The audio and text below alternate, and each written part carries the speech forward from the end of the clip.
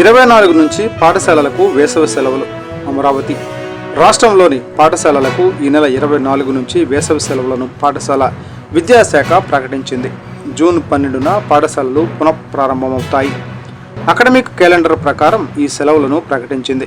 వేసవి సెలవుల్లో ఎండ తీవ్రత, చెరువులు, కాలువల వద్ద జరిగే ప్రమాదాల నివారణకు జిల్లా విద్యాధికారులు పలు సూచనలు జారీ చేసింది.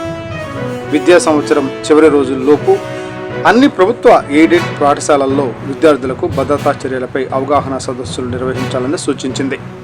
పెద్దల పర్యవేక్షణ లేకుండా కాలువలు, చెరువులు, నదులు, బావుల వద్దకు వెళ్లకూడదని, మధ్యాహ్నం 12 గంటల నుంచి సాయంత్రం 4 గంటల వరకు ఎండలో బయట తిరగకూడదని విద్యార్థులకు వివరించాలని తెలిపింది.